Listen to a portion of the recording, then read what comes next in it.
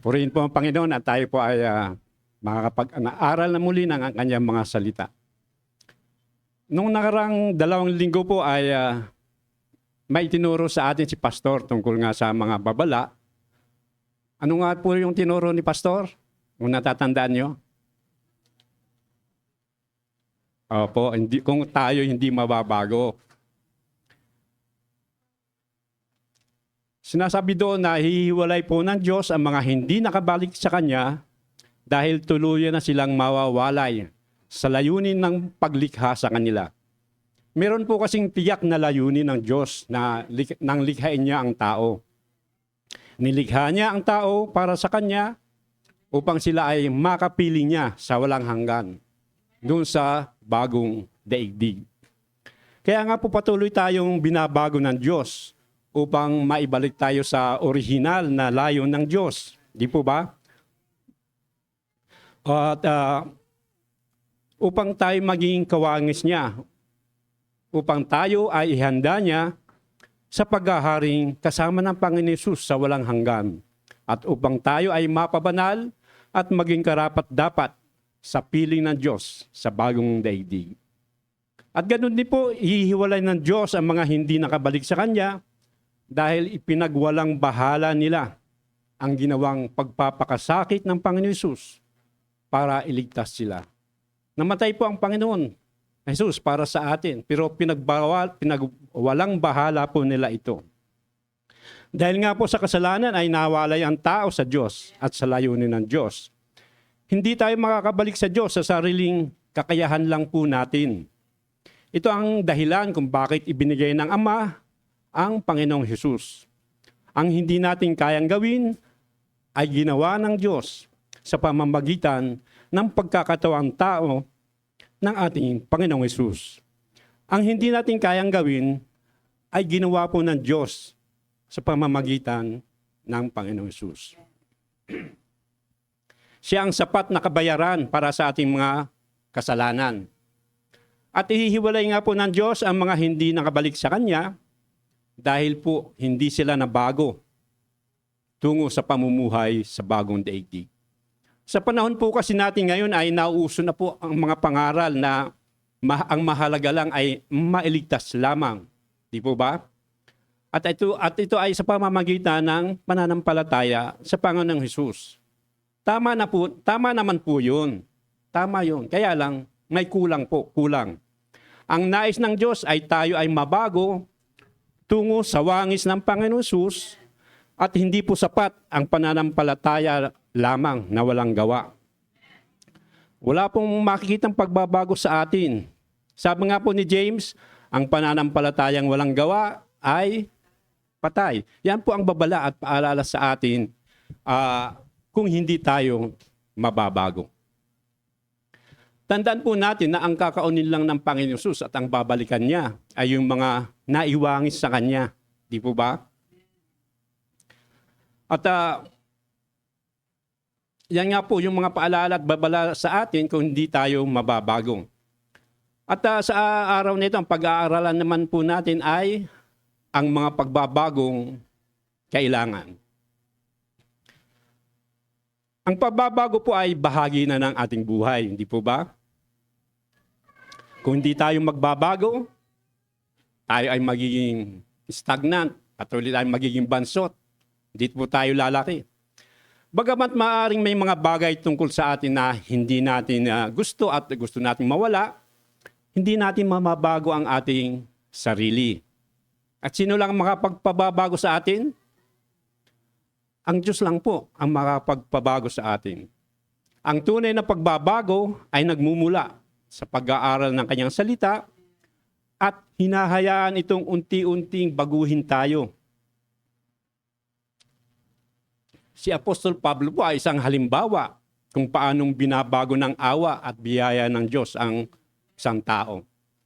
Nararapat lang po kay Pablo na ang kamatayan dahil sa kung paano niya inusi ang mga mananampalataya noon, di po ba? Pinapatay niya, pinapasok ang mga bahay-bahay, pinabibilanggo. Ngunit sa halip ay tumanggap siya ng awa at biyaya. Nang makilala niya ang Panginoong Hesus sa daan papuntang Damascus, ay nabago po si Paul. Ipakita niya sa mga tao na hindi na siya ang dating manguusig, kundi isa na siyang mangangaral ng mabuting balita. Binago po siya ng Panginoon. Isa na siyang tagasunod ni Kristo. So, ang pananampalatayang Kristiyano ay hindi napapatunayan sa pamamagitan ng mga salita o panlabas na mga gawa lamang. Manapa, tinitimbang ito ng Diyos sa mga nilalaman ng ating mga puso na isinasagawa naman natin sa ating mga buhay. Wika nga ni Santiago, ang pananampalatayang wala namang gawa ay pananampalatayang patay. Inahalin tulad pa niya ito sa pananampalataya ng mga demonyo. Kasi po ang mga demonyo ay sumasampalataya rin sa Diyos, di po ba? Sabi nga, nanginginig pa. Ang problema lang, hindi sila sumusunod. Dahil dito ang pananampalataya ay sukat magbunsod ng pagbabago sa isang tao. Ang mga ito ay pagbabagong inaasahan ng Diyos mula sa ating lahat. So ating muling alalahanin ang mga pagbabagong inaasahan ng Diyos mula sa atin. At magsimula po tayo sa pagbasa sa Juan 14, talatang 21 hanggang 24. Sige po, sabay-sabay po nating basahin. 1, 2, read.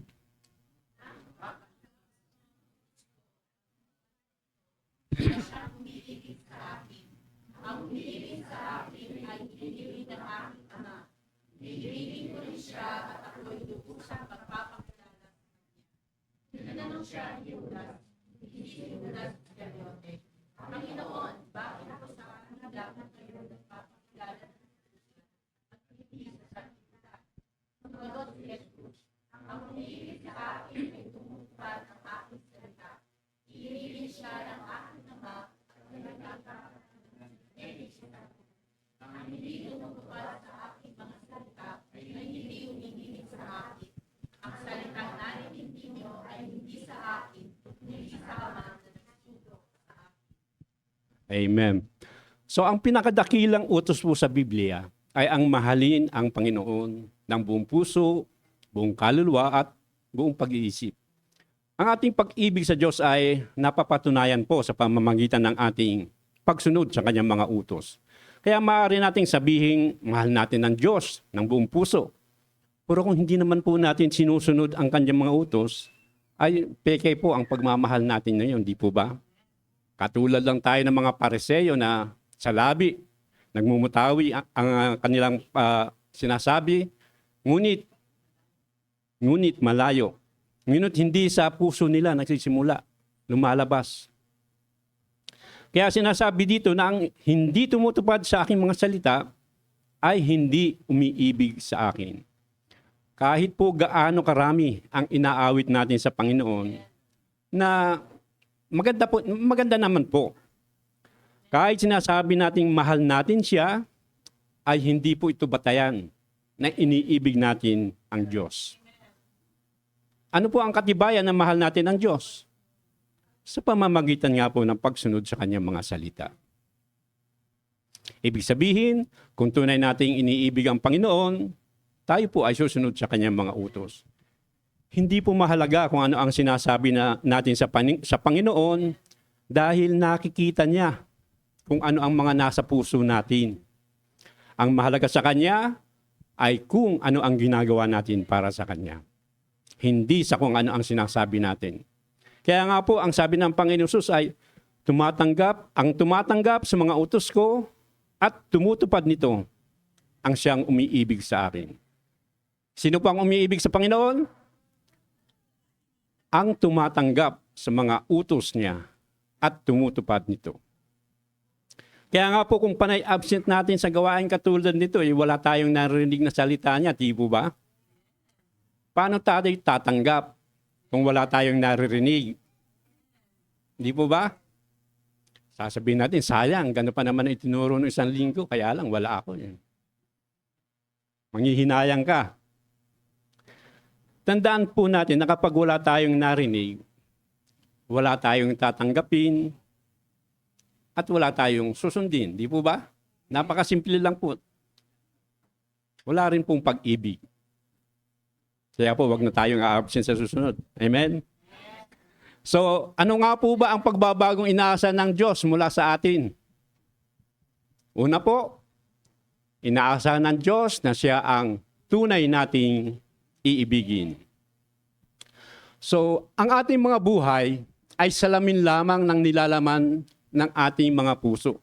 Ibig sabihin, kung anong ginagawa natin, yun po ang laman ng ating puso. Kung anong sinasabi natin, yun ang laman ng ating mga puso. Payak lamang po ang inaasahan ng Panginoong Hesus mula sa atin. Ang sinumang umiibig sa Kanya ay susunod sa Kanyang mga inuutos. Napakasimple lang po, di po ba? Dahil dito walang sukat ipagtaka sa mga inuugali at ginagawa ng bawat isa sa mga kanya-kanyang buhay.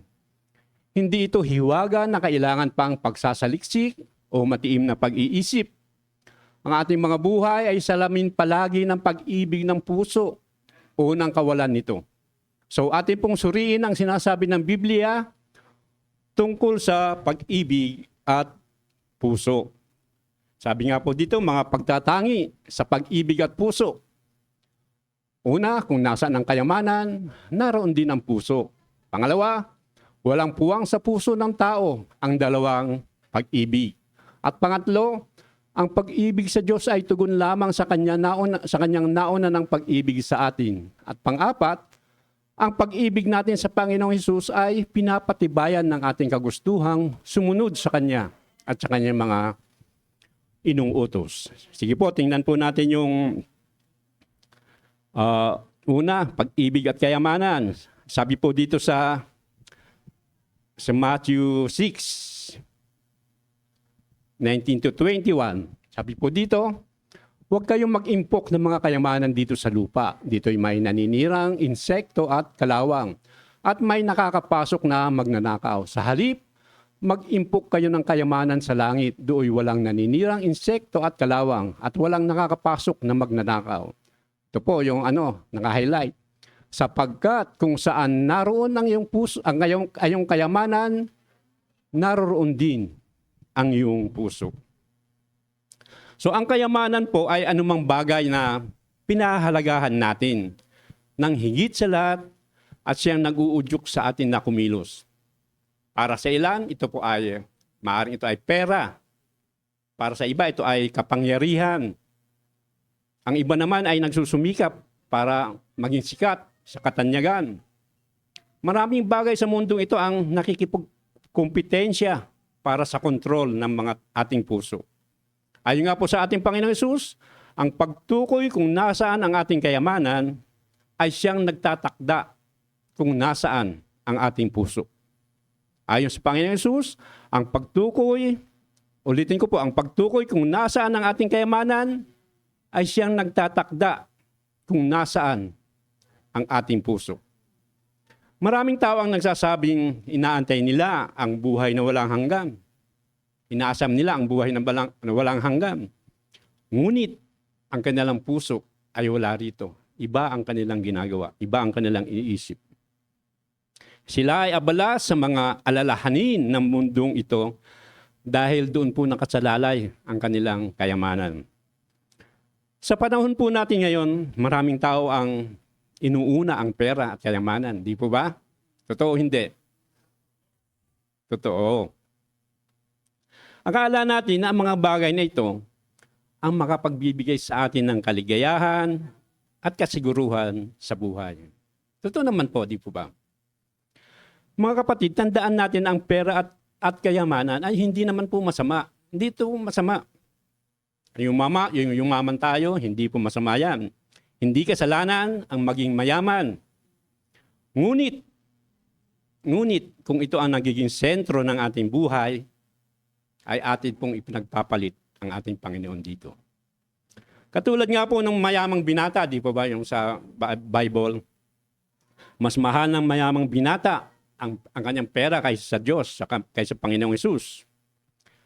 Ang issue po dito ay hindi naman yung yaman ng binata, kundi itinuturing niyang mas mahalaga ang kanyang kayamanan at hindi itinuturing na mahalaga ang mga bagay na maaari niyang makamtan kay Kristo. Sinabi ng Panginoon Jesus sa mayamang binata na ipagbili ang kanyang mga ari-arian at ibigay sa mga dukha at pagkatapos ay sumunod sa kanya. Subalit iniwan ng binata ang Panginoon Jesus na malungkot dahil nga po napakayaman niya.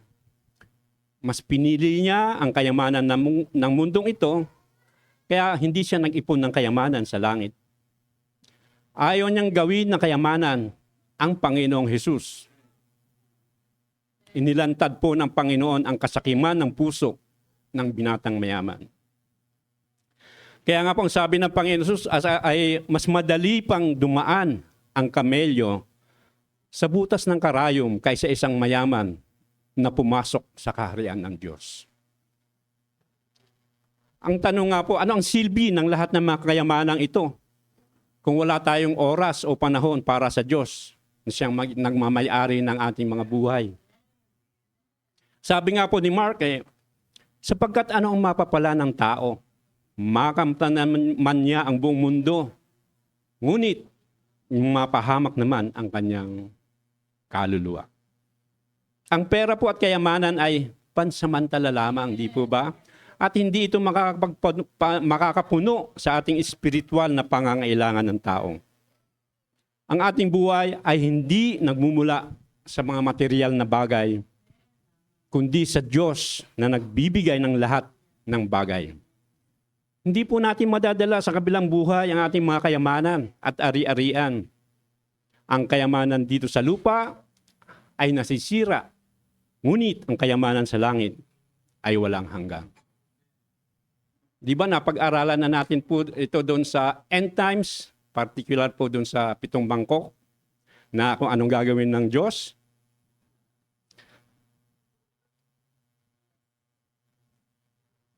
Di po ba? Wawasakin niya ang lahat ng gawa ng tao.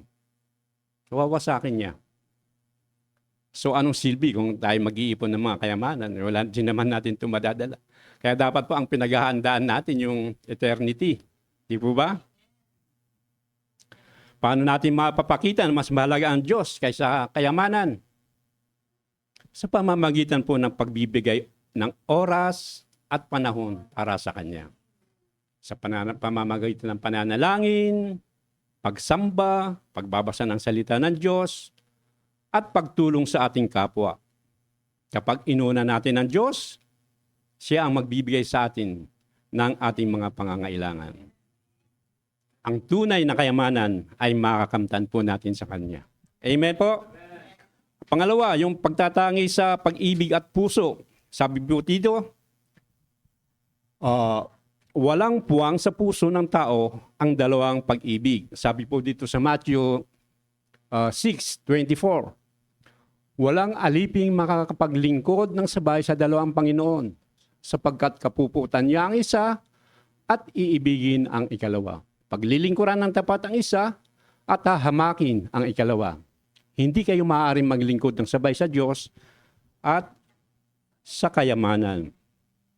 Ito naman po ay tungkol sa ating mga priorities, mga katapatan. Binibigyan diin dito ni John na kung gaano kahalaga ang pag-ibig sa pananampalatayang Kristiyano. Pinaglalaban niya na ang pag-ibig ay isang mahalagang palatandaan ng pag-ibig. At ganoon din po na dapat mas inuuna natin ang Panginoon kaysa anumang pinagkakaabalahan natin. Hindi po masama na magkaroon tayo ng ambisyon, di po ba? Hindi po masama magkaroon tayo ng magandang trabaho. Subalit dapat ito ay hindi nakakahadlang sa nais ng Diyos sa atin. Huwag po tayo magsiselo sa ating mga asawa kung mas mahal nila ang Diyos kaysa sa yung asawa. Di po ba? Huwag kayong magsiselo sa inyong mga boyfriend, sa inyong girlfriend kung mas mahal nila ang Diyos kaysa sa inyo. Bakit po? Dahil Diyos siya. Tao lamang tayo, di po ba? Sa Kanya tayo galing. Siya ang lumalang sa atin. Sa pamamagitan lamang tayo, maililigtas. Hindi po tayo pwedeng ikumpara sa Diyos. Amen po? Amen. Lagi po nating uunahin ang Diyos. Tandaan po natin na ang Diyos ay mapanigbuhuin, di po ba? Ayaw niya na pangalaw lang siya sa ating mga buhay. Ang nais niya ay siya ang valedictorian, hindi salutatorian. Ang nais niya ay siya ang summa cum laude, hindi magna cum laude sa ating mga buhay. Ang nais niya ay siya ang laging top-notcher sa lahat ng aspeto ng ating mga buhay. Amen po?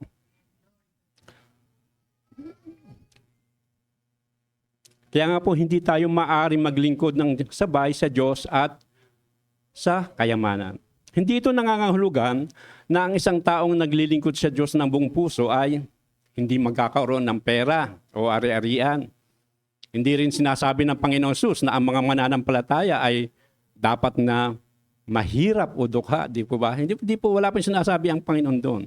Ang pera para sa isang matuwid ay isa lamang kasangkapang ibinigay ng Diyos sa atin upang magamit para sa kanyang layunin, upang matugunan ang pangangailangan ng kanyang gawain. Tandaan po natin ang Panginoon Jesus ang ating kaligtasan, hindi ang ating kayamanan. Hindi po tayo maliligtas ng ating kayamanan.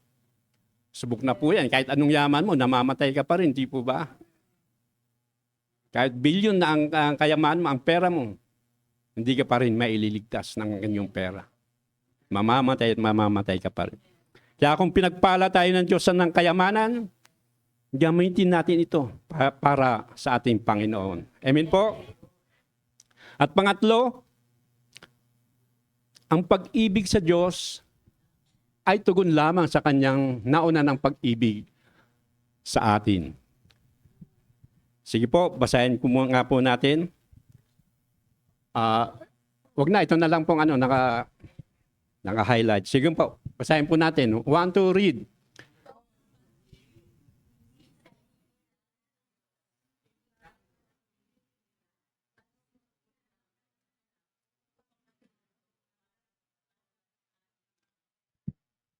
Sige po. Nung tayo ay makasalanan pa, ang Panginoon Jesus ay namatay para sa atin, di po ba? Ganon ang pag-ibig ng Diyos sa atin. Wala nga pong kasiguruhan kung tayo ay sasampalataya sa Kanya sa kabila ng ginawa Niya. Di po ba? Walang kasiguruhan kahit nakarinig tayo ng gospel, ng mabuting balita. Walang kasiguruhan na tayo sasampalataya sa Kanya. Pero sa kabila nun ay ginawa ng Panginoon, ng Diyos ay binigay Niya ang Kanyang bugtong na anak upang ang sumampalataya sa Kanya ay hindi mapahamak, kundi magkaroon ng buhay na walang hanggan. Kaya nga po kapag hindi tayo nanampalataya sa ginawa ng ating Panginoong Hesus, ay haharap tayo sa Kanya pagdating ng paghukom. Mananagot tayo sa pagbabaliwala sa Kanyang ginawa para sa atin. Saan tayo mapupunta? Sa dagatang apoy. Kaya nga sabi dito sa verse 10, ito ang pag-ibig. Hindi sa inibig natin ng Diyos, kundi tayo ang inibig niya at sinugo niya ang kanyang anak upang maging handog para mapatawad ang ating mga kasalanan. Hindi po tinutukoy dito ni John ang uri ng pag-ibig na madalas nating nakikita sa mundo. Yung pag-ibig na nakadepende sa damdamin, mga pangyayari o sa ginagawa ng isang tao para sa atin. Sa halip po ay tinuturo niya ang pinakamalalim at pinakadalisay na uri ng pag-ibig. At ito nga po yung pag-ibig ng Diyos para sa atin. Nilinaw niya na ang pag-ibig ay hindi nagsimula sa atin. Hindi tayo ang unang lumapit sa Diyos. Siya ang unang umibig sa atin. Pinatunayan ng Diyos ang kanyang pag-ibig sa pamamagitan ng pagsugo ng kanyang anak na si Jesus upang maging handog na pantubos para sa ating mga kasalanan. Nangangahulugan ito na inako ng Panginoon Jesus ang parusang nararapat sa atin. Namatay siya para sa atin upang tayo ay mapatawad at maibalik sa Diyos. Hindi ito pag-ibig na pinaghirapan natin. Ito ay pag-ibig na kusang ibinibigay sa mga taong hindi karapat-dapat dito. Ito po ay isang malinaw na paalala sa atin kung saan nagsisimula ang pag-ibig. Hindi ito nagsisimula sa pagsisikap nating mas mahalin ng Diyos. Nagsisimula po ito sa pag-alam kung gaano tayo kalalim na minahal ng Diyos. Ang pag-ibig ng Diyos ay hindi nakabatay sa ating ginagawa, kundi sa kung sino siya. Amen po? Ano pa po yung pang-apat?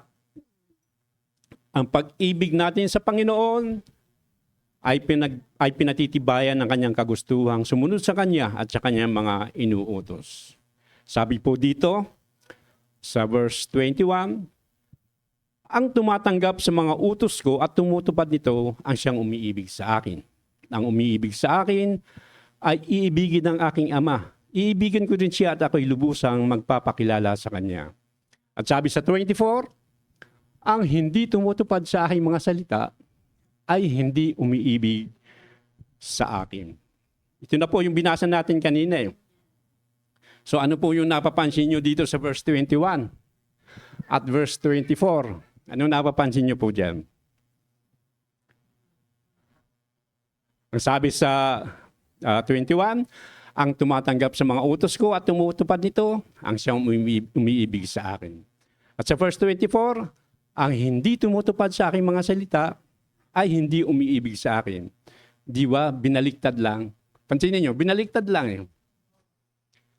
Ito ay nagtuturo sa atin ang tunay na pag-ibig sa Diyos ay hindi lamang nakikita sa salita, kundi sa pagsunod sa kanyang mga turo.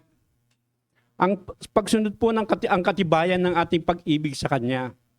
Ang pagmamahal sa Panginoong Hesus ay hindi emosyon lamang, kundi isang buhay na puno ng pagkilos at pagtupad sa Kanyang kalooban. Kaya nga po, ano ang kabaliktaran nito? Ang hindi sumusunod sa mga salita ng Diyos ay hindi umiibig sa Diyos.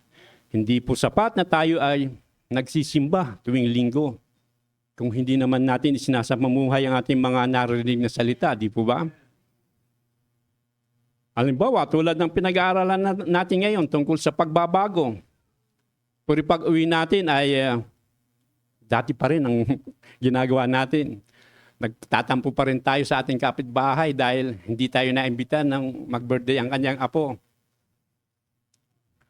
Hindi ko rin siya imbitahin pag birthday ng apo ko. Di ba ba? Patuloy pa rin sa kanilang mga bisyo. Wala namang nakakita mga kapatiran. Di po ba? Ganon mga sinasabi nila. Kaya nga po, paano natin masasabi na mahal natin ng Diyos yung binabaliwala natin ang kanyang salita? Darating po ang araw na iiwan natin ang mundong ito. At sa oras na yon, ay wala na pong halaga ang anumang kayamanan, kapangyarihan, at katanyagan. Ang mahalaga ay kung tayo ba ay namuhay para kay Kristo, kung inibig ba natin siya, at tinupad ang kanyang mga utos. Amen po mga kapatid? So ano po ang pangalawa po? Ano nga po ba ang pagbabagong inaasahan sa atin mula sa Diyos? Inaasahan ng Diyos na magbabago tayo ng isip at pagtutuunan ng pag-iisip. Kung sa puso nagbubuod ang ating pag-ibig, sa isip naman nakakatha ang mga pamamaraan at mga paggawa sa buhay. Hindi po maaring paghiwalayin ito. Nagkakaroon ng pingkian at digmaan ang puso at isip ng tao kapag hindi nabago at naturuan ang isip na sumunod sa puso. Nawawalan ng saysay ang pagbabagong puso kung hindi naman magbabago rin ang isip. Ito ang dahilan kung bakit kailangang baguhin hindi lamang ang iniibig ng ating mga puso, kundi ang nilalaman at tinutuunan rin naman ng ating mga isip. So ano nga po ba ang mga dapat na baguhin sa isip? Una, magpanibagong isip sa halip na umayon lamang sa pag-iisip ng mundo. At pangalawa, ito ng pag-iisip sa mga bagay na maka-Diyos. So sabi po nga po doon sa una, magpanibagong isip sa halip na umayon lamang sa pag-iisip ng mundo.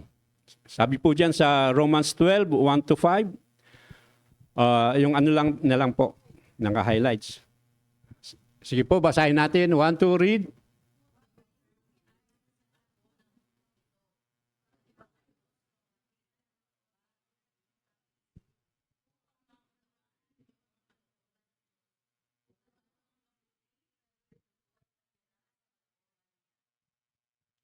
Amen. So wag daw tayo makiayon sa takbo ng mundong ito.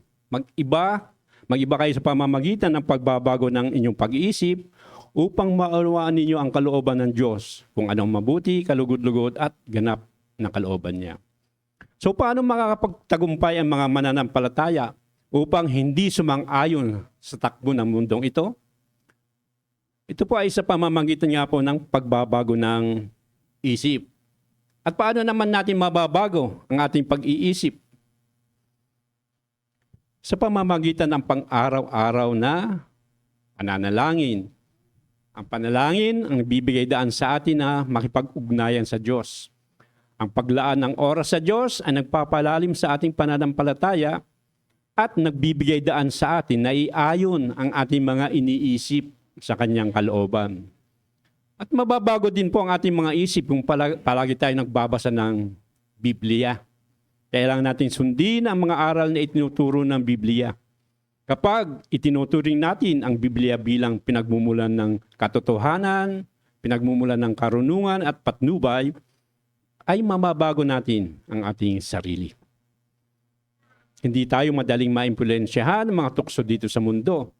Sa halip ay makakamit natin ang espiritual na paglago sa pamamagitan ng pamumuhay ayon sa salita ng Diyos. Sa pamamagitan ng ating mga kinikilos, salita, at kaisipan.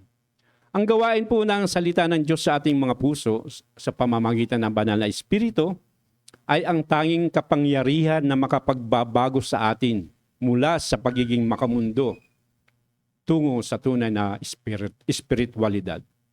Sa katotohanan po, ito ang tanging nating kailangan upang maging karapat-dapat at handa sa lahat ng mabubuting gawain. At ano ang resulta nito? Ang resulta nito ay mauunawain natin ang kalooban ng Diyos. Kung ano ang mabuti, ano ang kalugod-lugod, at kung ano ang ganap na kalooban niya. At sabi nga rin po sa awit, dalawa. Sa halip, kasiyahan niyang sumunod sa kautusan ni Yahweh. Binubulay-bulay niya ito sa araw at gabi. Ito nga po ay nagpapahayag na ang kaligayahan ng isang tao ay nagmumula sa pagbabasa at pagbubulay-bulay sa salita ng Diyos, araw at gabi.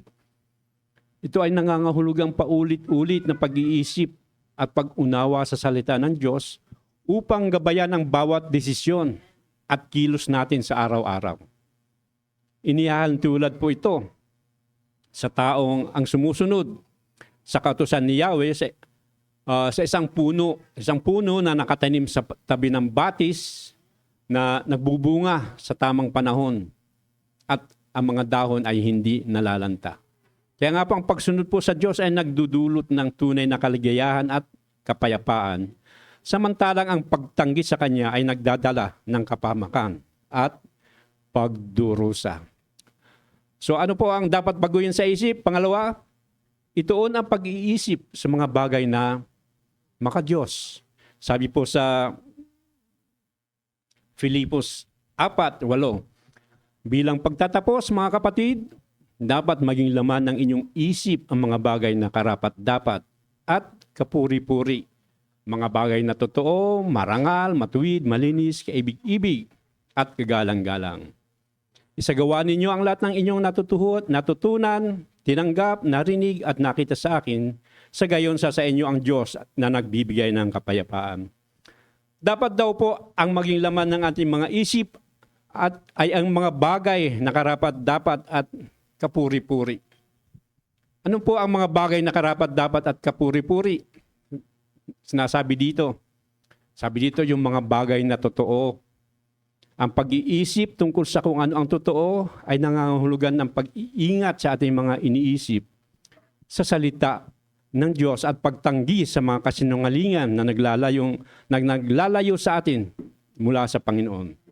Ano pa po? Yung mga bagay na marangal.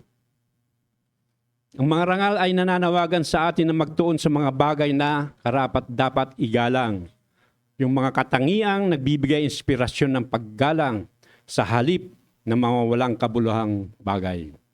Sabi dito, mga bagay na matuwid. Inuturo tayo dito na magiging patas, hindi nang lalamang sa kapwa, hindi mga kurap, hindi tumatanggap ng mga maleta. Ano kaya ang laman ng mga maletang yon, brother boy?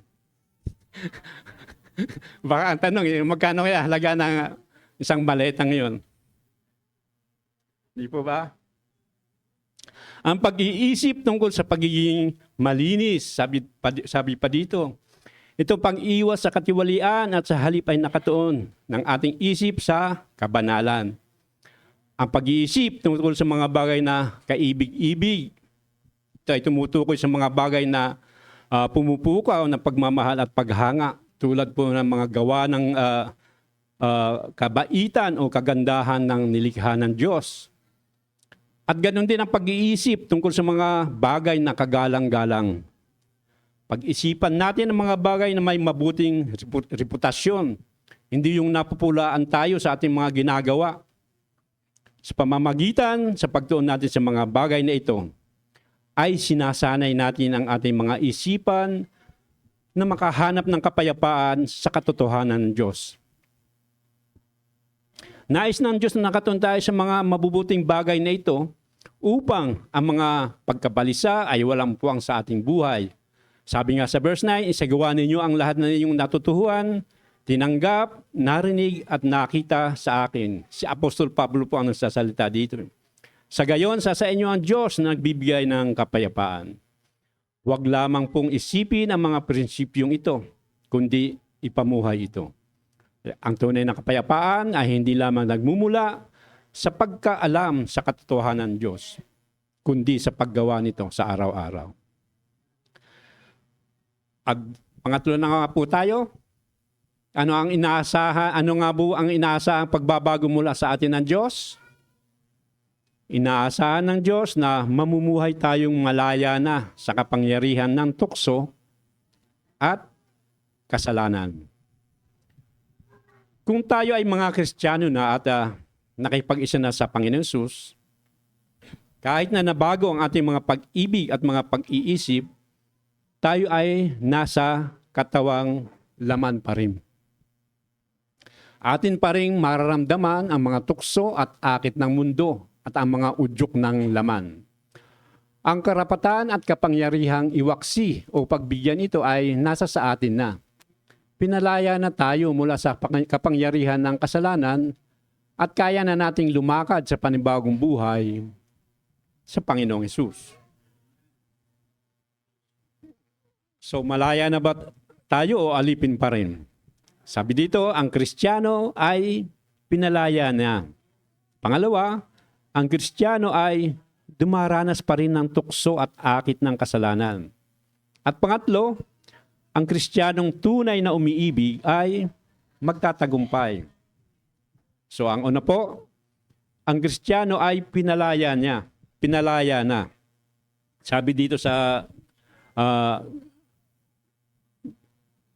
Galatians 5 verse 1, malaya na tayo dahil pinalaya tayo ni Kristo. Kaya magpakatatag kayo at huwag nang maging alipin pang muli.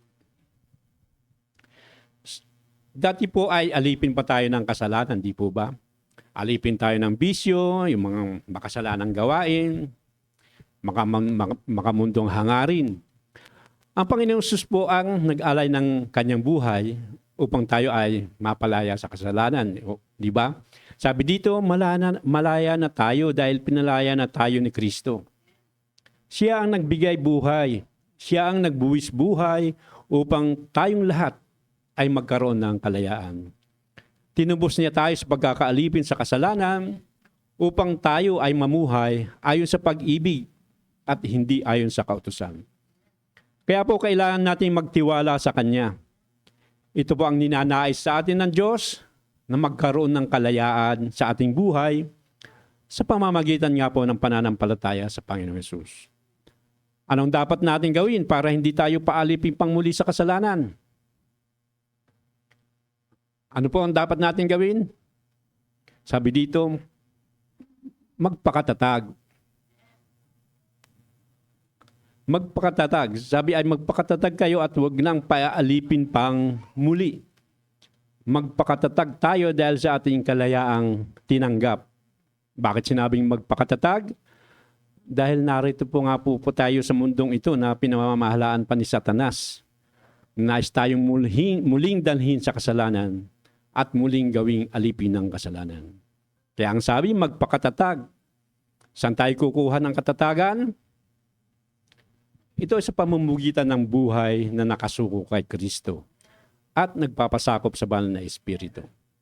Magpakatatag tayo dahil andyan pa rin ang tukso. Patuloy pa rin tayong hinihila ng ating laman para makagawa ng kasalanan. Minsan ginagamit natin ang kalayaan para masunod ang ating sariling hangarin sa pagsunod ng hilig ng laman na naghahatid sa atin sa muling pagkakasala. Kaya ang sabi, magpakatatag.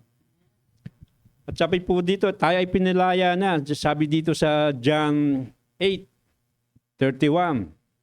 Sabi po dito, kung tinutupad ninyo ang aking aral, kayo nga ay tunay na mga alagad ko. Makikilala ninyo ang katotohanan at ang katotohanan ang magpapalaya sa inyo. At sa 34, pakatandaan ninyo ang namumuhay sa kasalanan ay alipin ng kasalanan. Ito po ay tumutukoy sa mahalagang katangian ng tunay na mananampalataya. Sabi dito, kung tinutupad ninyo ang aking aral, kayo'y tunay na mga alagad ko. Mga tunay na alagad. Makikilala ninyo ang katotohanan at ang katotohanan ang magpapalaya sa inyo. So dapat tayo ay tunay na mga alagad. Paano nga pong makikilala ang mga tunay na alagad? Sila yung mga tumutupad sa mga aral at turo ng Panginoong Hesus. Ito ay nangangahulugan ng pagsasabuhay ng mga turo ng Panginoong Hesus. Ito ang patunay na pagiging alagad. At anong magiging resulta? Kapag ang patuloy na pagsunod at pamumuhay sa katotohanan ito ang magpapalaya sa atin sa kasalanan. Kapag ang isang tao ay patuloy na sumusunod sa mga turo ng Panginoong Hesus, makikilala niya ang katotohanan. Ang katotohanan ito na ang Panginoong Hesus, ang anak ng Diyos at tagapagligtas, ang magpapalaya sa tao mula sa kapangyarihan at parusa ng kasalanan. So ano ang dapat gawin para makalaya tayo sa kasalanan? Magsisi at talikuran ng kasalanan. Hanggat hindi tayo nagsisisi at tumatalikod sa ating mga kasalanan, patuloy pa rin tayo magiging alipin ng kasalanan. Amen po? At pangalawa, ang Kristiyano ay dumaranas pa rin ng tukso at akit ng kasalanan. Sabi sa Galatians 5:17, sapagkat ang nasa laman ay laban sa kalooban ng Espiritu, at ang kalooban ng Espiritu ay laban sa mga nasa ng laman. Laging naglalaban ang dalawang ito, kaya't hindi ninyo magawa ang nais ninyong gawin. Lagi pong may spiritual na labanan sa loob ng isang tao. Ito yung pagnanasan ng ating makasalanang kalikasan o laman at ang hangarin ng banal na Espiritu. Magkalaban po lagi ang dalawang ito. Kaya hindi natin basta-basta magagawa ang mabuting bagay na nais nating gawin. At ito ay dalawang magkaibang puwersa. Ang laman ay ang likas na makasalanang pag-uugali at pagnanasa ng tao, gaya ng galit, inggit, at makasariling hangarin. At ito po yung humihila sa atin patungo sa kasalanan. Samantalang ang banal na Espiritu na nananahan sa mga mananampalataya, ang nag-aakay naman sa atin patungo sa kabutihan at kabanalan. Ang dalawang pong ito ay laging nagpipingkian, laging nag-aaway sa isa't isa. Kaya madalas dahil ay nahihirapan tayo o napipigilan na gawin ang tama na nais nating isabuhay. So ano ang dapat natin gawin upang hindi tayo maging alipin ng laman at mapagtagumpayan ito? Sa pamamagitan ng pagpapasakop at pagpapagabay sa banal na Espiritu. Kung tayo ay lalakad ayon sa Espiritu, ay hindi natin susundin ang mga pagnanasa ng laman. Kapag tayo ay nagpapasakop sa banal na espiritu, sa halip na sa laman, tayo ay nagbubunga ng bunga ng pag-ibig. Gaya ng kagalakan, kapayapaan, pagtitiis, kabaitan, kabutihan, katapatan, kahinahunan at pagpipigil sa sarili. So at pangatlo, kung malaya na ba ang alipin o alipin pa rin? Ang Kristiyanong tunay na umiibig ay magtatagumpay. Sabi sa Romans 8:38, sapagkat natitiyak kung walang makakapaghiwalay sa atin sa kanyang pag-ibig. Kahit ang kamatayan, ang buhay, ang mga anghel, ang mga pamunuan o ang mga kapangyarihan, ang kasalukuyan o ang hinaharap, ang kataasan, ang kalaliman o alimang nilalang, ay hindi makapaghihiwalay sa atin sa pag-ibig ng Diyos na ipinagkaloob sa atin sa pamamagitan ni Kristo Jesus na ating Panginoon. Ang mga talatang ito ay isa sa mga pinakamasigla at nagbibigay inspirasyon talata sa Biblia, kung saan po tiniyak ni Apostol Pablo na walang anuman dito sa mundo ang makapaghihiwalay sa mga mananampalataya sa walang hanggang pag-ibig ng Diyos. Ito nga pong sabi sa verse 37 na madiin po sinabi ni Paul. Sabi dito, hindi. Sa lahat ng mga ito, tayo siguradong magtatagumpay sa pamamagitan niya na nagmamahal sa atin. Ito po ay nangangahulugan hindi lamang tayo basta nanalo sa mga pagsubok, kundi lubusan tayong nagwawagi sa pamamagitan ni Kristo. Ang panalong ina ito ay hindi nakasalalay sa sarili nating lakas, kundi sa pamamagitan ng Panginoon Hesus.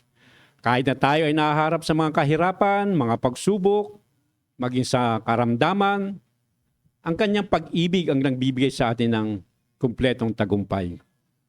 Tiniyak ni Paul na walang sino man at wala rin anumang nilalang ang makakaputol sa relasyon natin sa Diyos, kahit sa kamatayan o buhay. Aalisin niya ang ating takot sa pagpanaw o ang paghihirap habang tayo ay nabubuhay. Hindi makapaghihiwalay sa atin sa pag-ibig ng Diyos, maging ang mga makapangyarihang espiritual.